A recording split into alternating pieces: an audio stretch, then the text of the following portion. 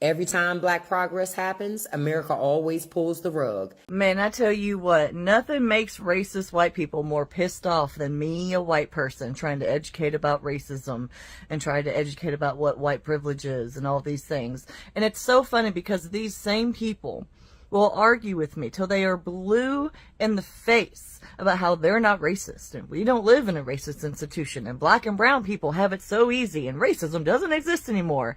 But then they will turn around and say the most racist, ignorant, vile shit you've ever heard in your life.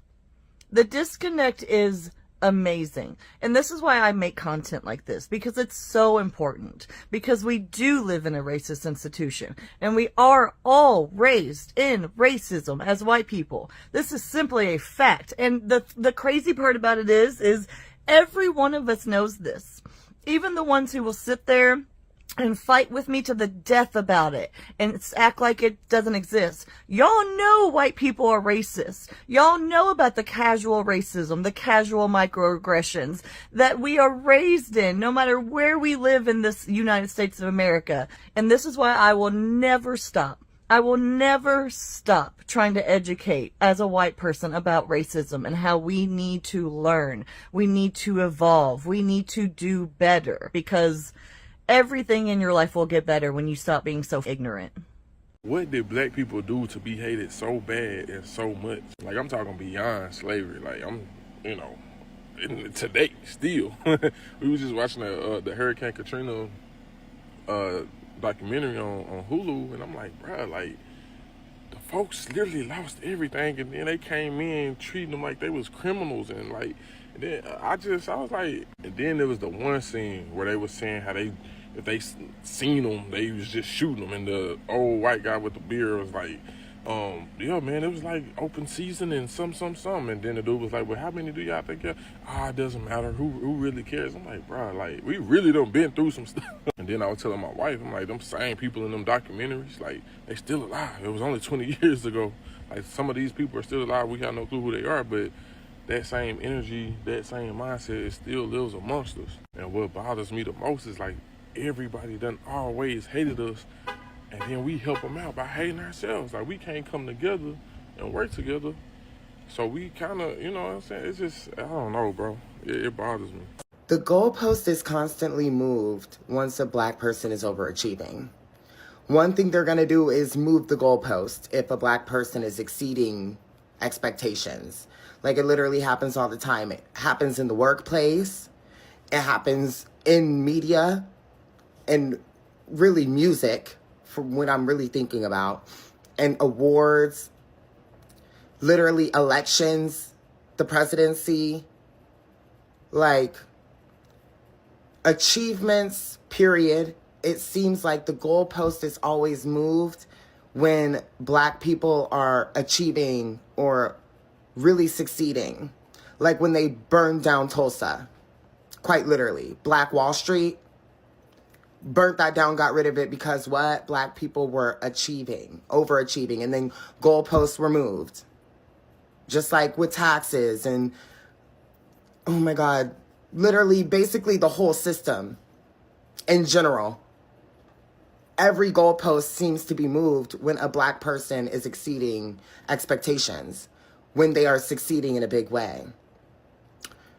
And I've always noticed that, and it's crazy. What's up, guys? Welcome back to the channel once again. So guys, with all the challenges and the struggle that black people they are going through in America, still the white folks they are not happy to see black people thriving in America. So right now we are seeing that white folks rage as black people keep thriving with less while they are struggling. So right now we all know that majority of white folks they are really struggling. Majority of them they went ahead and vote against their own interests. They voted to punish black people, but right now they are being punished. So karma hits hard. these people right now, they are raged to see still, even if they are going through these challenges and the struggle right now, they are still seeing black people, they are comfortable. Black people, they are still thriving with the less opportunity they have been given to them, with the less, with the oppression, with how these people that have been treated in America. We are still seeing black people, they are still thriving. So kindly guys, I want you to watch this compilation of video till the end, then I'll be back with more comment. I'm your host Dash Lifestyle. Kindly remember to give this video a thumbs up, and all credits goes to the original creator of the video. Kindly guys, this video it is only for educational purposes. My point today is, well, not today, but at this moment, like, why does Black joy bother some white people? And some other groups, but majority is white people. And not all of you. You know what I'm talking about. You ever notice how the group of black folks, like, they come together laughing, dancing, and just vibing, and suddenly it's labeled as too loud, too ghetto, or too much? Jealousy. Jealousy. You know why? Because they couldn't strip that away. And it's surviving. But let's be real. It's not about the volume. That's the problem. It's the vibrations. It's the freedom. It's the fact that we can still find joy after centuries of trying to be stripped of who we are. Being black and upper class has in no way been a persecution for me. It has, however, been a front row seat to a kind of white rage that affects everyone, no matter what social, racial category you slot into in society. This rage flies under the radar. It's made invisible. It's been around for a long time. It runs on the same economic, political playbook that it has since the end of the Civil War, and it's hurting all of you. All of you. Unless you're Jeff Bezos, but that's not you. A very small example of this is a couple of years back, I was all dressed up with black and white cousins. We're all dressed up. There's a good group of us, maybe 12, and we're going to the symphony.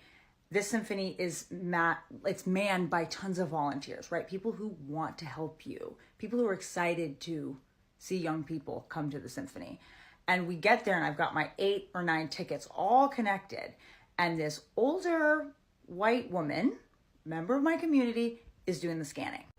I can tell from the get-go, she doesn't really want to help me. She's peeved. And I'm thinking, why? I've got this huge group of people coming in. Like, this is a win for the local community symphony. So she scans all my tickets, right? 1, 2, 3, 4, 5, 6, 7, 8. She gets to the 8th or 9th one. I don't remember how many exactly we had. It doesn't beep. Now, mind you, I had to pick up these tickets at will call with an ID, with my name. And she knows this because she's a volunteer before I come to her.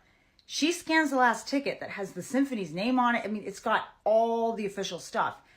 And she explodes with this quiet anger and this total frustration. Like, she's just like, she knew it. She knew I was a thief. And she loudly, in front of everybody, accuses me basically of stealing a ticket and attaching it to the legitimate tickets, which is how you should do crime. Now, that's a ridiculous thing. We sorted it out. We found out that yes, while she was following the rules as to what to do if, I guess, a thief comes and attaches a fake ticket to a bunch of real tickets, she did not know how to use her scanner properly. But instead of having customer service, instead of thinking about how one should approach this, she responded with the anger that was already inside of her. She'd already assumed and knew that this kind of place was not for people like us. And she didn't want to have to let us in. And if she could get us out on a technicality, on a quiet rule, and she threw up her hands, I can't help you, I can't do anything, she would. That is a very tiny, low stakes example of the work Carol Anderson, as a historian, has done in looking at the documented and demonstrated examples of rule making and code making that certain people in higher classes have used to quietly make sure that lower class whites and black people with wealth cannot get ahead. When Carol Anderson decided to write White Rage, it had come after she'd been asked for the Washington Post to write an op-ed in the wake of August 2014 when the Black Lives Matter riots were exploding. Her critique was that we were looking at black rage. We were looking at physical anger, destruction of property, all those different things. And she was making it very clear in that first essay and then in her book that you can't understand this rage unless you understand the other kind of rage. That's the rage that uses your political power, your legal power, to write laws and little caveats into things to make sure that you undermine the wealth of people believed to be Black, and you make sure that people who are believed to be white, who are in lower classes, never politically come together with those people. Every time Black progress happens, America always pulls the rug. And this ain't new. We had Reconstruction. Then came Jim Crow. We had the Civil Rights Movement. Then came Nixon's war on Black communities. And we got Obama. And then came Trump. Do you see the pattern? This country never gave up on racism. Every time we rise, they always retaliate. Keep in mind, history keeps receipts. You see the pattern? Because I know I do. It's Saturday, so I got to put y'all up on some more game before I head to Barnes & Noble. I'm getting a new book. Okay, listen. Another thing I've realized, y'all, is that a lot of people have not adjusted to the fact that Black people aren't poor anymore. Yep, you heard me. A lot of people have not adjusted to the fact that Black people have their education now. And I truly believe that's why we're having some of the problems that we're having. We can read now.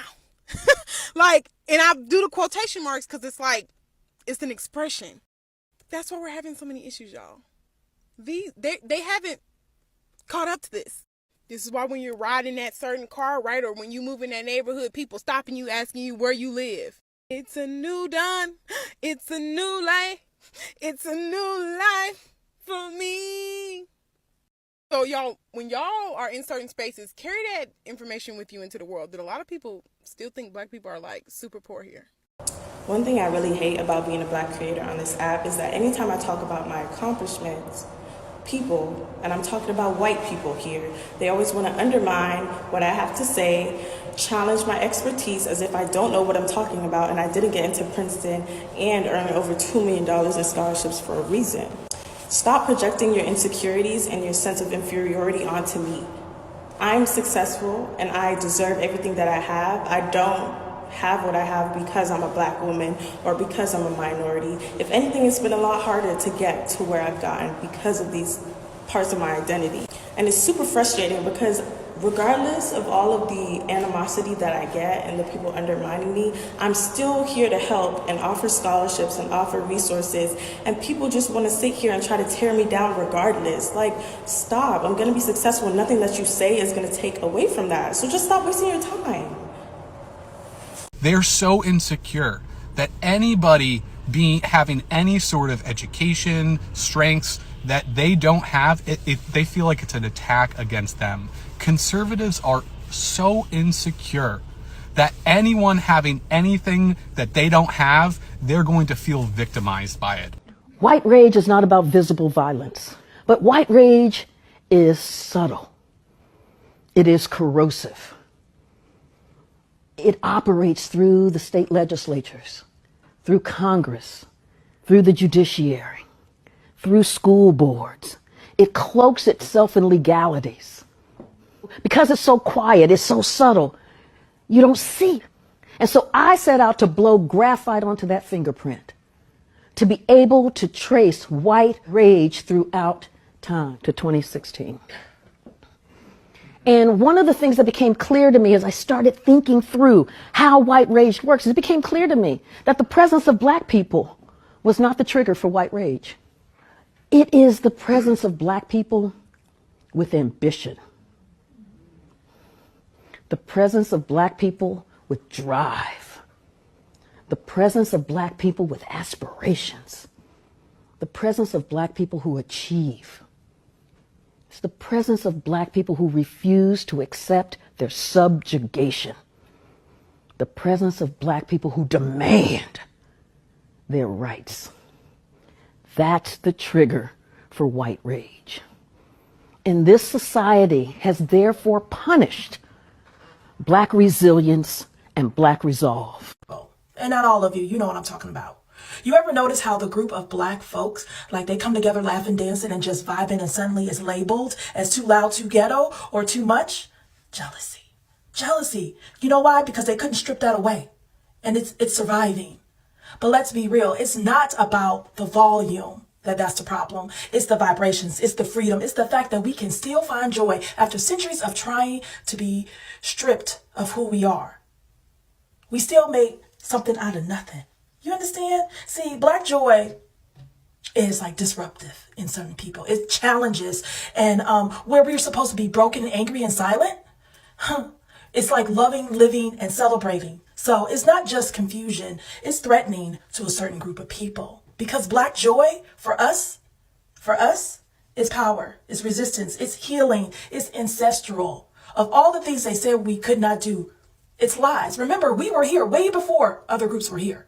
And now our happiness is not a performance. It's reclaiming who we said we always were. So the next time somebody looks uncomfortable with your Black joy, remember that you're not the problem. They're just uncomfortable and can't believe that after all this time, we are still celebrating who we are and who we are meant to be and who we are growing to be.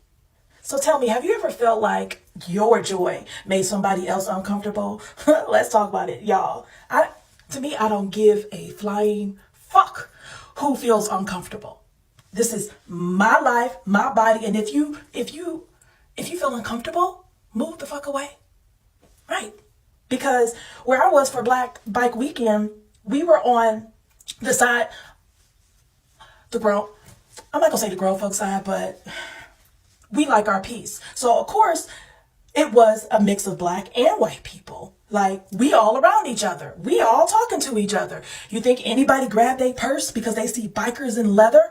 No, they're used to it. They're talking, they're waving, they're like, oh, let me tell me about your bike, blah, blah, blah, blah, blah. These are people talking, not afraid and not jealous. There are some, but we didn't cross any this weekend, okay? But have y'all ever experienced that? Like, you having joy, you having celebration, especially with all the graduates. Did you see those comments talking about Black fatigue in the comments of Black joy celebrating the college? See, the point that I'm trying to get at is no one who doesn't, how can I say this? If you Black, you understand. It comes naturally, and it doesn't matter what state you from. We all have a common denominator of celebrating our Blackness, and people can't stand that. People can't stand that. And I'm not just talking about in America. If we go somewhere else, Black joy is celebrated different ways, but we still have that common denominator of celebrating of what we achieve regardless of the fact. Okay, I'm gonna get off my soapbox. The reason that they're not comfortable with you making more money than them in financial domination is because that threatens the delusions in their mind of superiority that they've had for years. That narcissistic complex that says they shit don't stink. They have no consequences for their actions. You becoming rich, you becoming self-sufficient, you becoming wealthy through something like financial domination in the sex industry as a Black girl, as in an industry that was made to sexualize you, to dehumanize you, to humiliate you, that challenges their stereotypes. That challenges their beliefs. So when you start doing it, they start to tear you down. They start to send people your way so that you're thrown off your path. They try to destiny swap with you. But baby, how you going to destiny swap with the chosen one? How you going to destiny swap with an indigenous person? Some of y'all don't really know why life be kicking your motherfucking ass. And it's because, baby, you are tasting your whole bloodline worth of consequences for them actions. So keep your foot on their motherfucking neck. Don't come off the motherfucking gas for nothing. Charge top dollar. Be the most expensive bitch in your fucking hood. Be the most expensive bitch in your fucking niche. Because, baby, you got these bitches shook. So guys, I hope you have watched that video and you have seen how majority of Black people, they have come out and say how the white folks, they have been bringing Black people down. Whenever Black people, they are becoming successful, whenever they are thriving in America, the white folks, they will do anything possible to bring the Black people down. And that's why I've been telling you that for a very long time, these people that have been voting against their own interests, these people that have been voting to punish Black people, these people that have been voting for racism, but this time around it is like God is using DJT to punish these white folks. Right now they they are realizing that they did a mistake for voting against their own interest. They did a mistake for voting to punish the migrant and black people.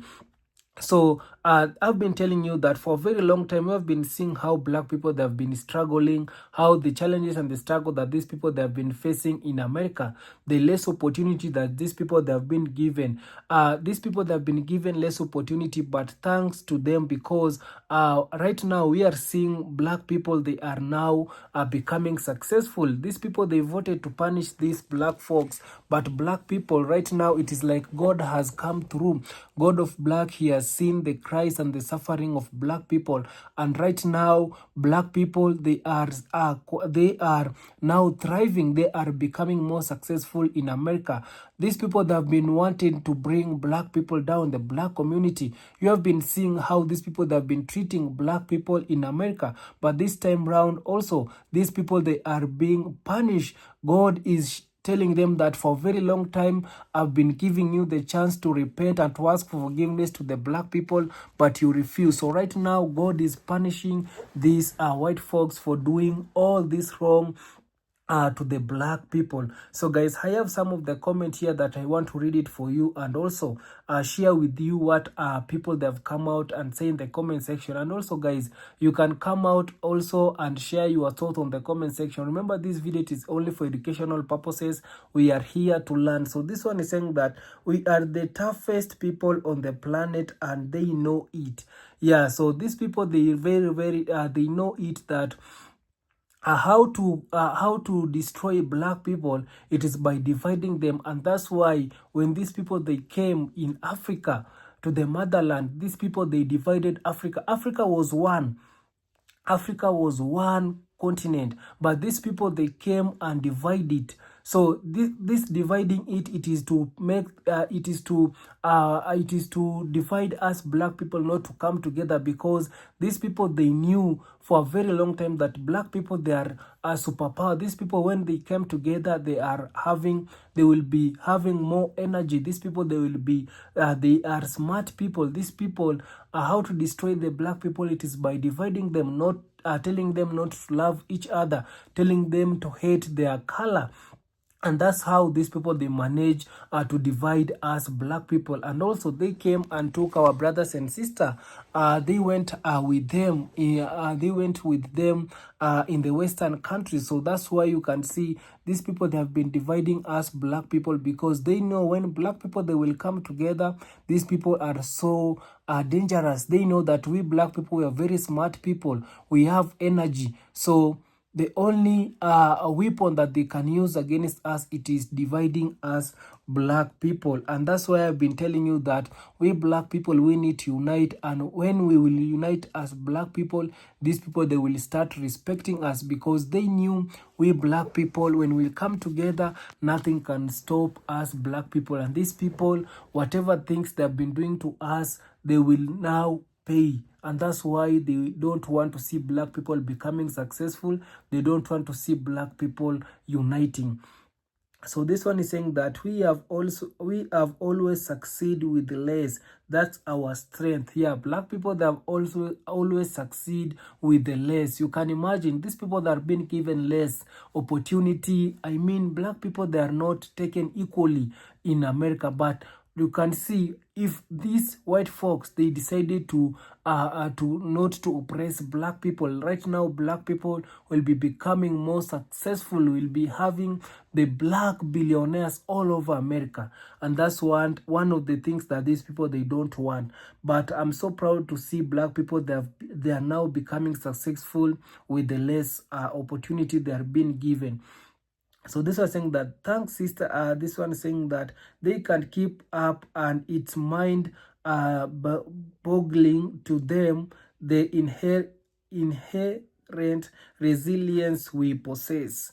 So this one saying that they are mad at black joy because they can't control it. Yeah, so right now they are mad with black joy because they can't control it. So this was saying that I don't care if my happiness kills them. So this was saying that I don't care if my happiness kills them. So you know, these people, they always want to see black people crying. They don't want to see black people becoming successful. They don't want to see black community coming together. They don't want to see, I mean, black people very happy. So whenever they are see black people that are becoming happy, these people, it is a threat to them. And that's why this one is telling them, he's telling them that I don't care if my happiness kills them. So this one is saying that how do you get 400 years ahead start and complain about other folks succeed? Yeah, so these people, they have 400 years ahead of us, and why are they now complaining about black folks success? So this one is saying that we are blessed and highly favored. Yeah, black people, they are really blessed and highly favored. And also, you should know that the black people, they are the real Jewish. So this one is saying that they hate the joy you enjoy in spite of their repression and hatred for you. Yeah, so this one is saying here, the first lady who spoke on this video about her continuing to say what she is saying and doing forever is one of the few very good white people. God bless her forever, and I pray she does all in her power to stay focused. She has a good mission from the God of real love. Yeah. So this one is saying that why do we expect other race to treat us with respect when we walk by each other and will not speak to each other, not return a smile? We must learn to love ourselves first, then we can love each other. Peace. Yeah, so this one is saying that, you know, us black people, we really respect these other races. We always treat them very well, very good. We respect these other races, but these other races, why are they not respecting us black people? So it is time for us black people to love ourselves, to respect ourselves. We need to help each other. We need to support each other so that these other races also can start respecting us black folks. So this one is saying that don't lump big and brown together. So this one said that my grandmother used to say, and I am paraphrasing, ain't nothing as Sultanine with a penny hate more than a ninja with a nickel. So this was saying that I know what you mean, sister with the curly red hair, who said if you are a black, you know what I mean. I hear you. Yeah, so this was saying that what is this video is telling me is that the more they try to hold us back, the more we break the odd and defeat their system. Yeah, so this one is saying for very long time, these people, they have been voting to punish, to bring black people down. But whenever these people, they are doing that, it is the more the doors they are opening to the black folks. So right now you can see the people who are really suffering, it is them. But black folks, they have decided to stay silent because black people, they have been talking, they have been telling them the challenges and the struggle they have been going through, but these people, they didn't want to listen. So right now, let them go also through that the same challenges and the struggle so that they can feel exactly what black people, they have been feeling. And I'm so happy to see black people, they are now becoming more successful in America. Soon black people will take over America, and these people, they will have nothing to say towards that. So this was saying that what this video this was saying that remember, God is watching, and he said, vengeance is mine, said the Lord, I will repay. So this one saying that 60 years I never had it easy. This one saying that to that wonderful woman who went to Princeton and had lost of scholarship, way to go, young lady, congrats. So this one saying that we as black individual will not change who we are. It is a blessing to treat us this way because because you will take care of his own. Black Americans here support all your content and your channel love. So this one saying that, so this one saying that something we always had to do, and we always push through and make it happen with what we have. Yeah, so black people that have been using what they have to make it happen. So this was saying that insecure is someone who has constant thought that someone is responsible for their shortcoming. It's not saying that we have ambition, we will work to achieve what we need, and we are not afraid to stop at anything to be who you as ordained as to be. So these are some of the comments that majority of black people, they are coming out and share it. And also guys, you can share your thoughts on the comment section. I'll be reading it in my next video. So kindly guys, subscribe if you haven't. See you on my next one. Bye bye.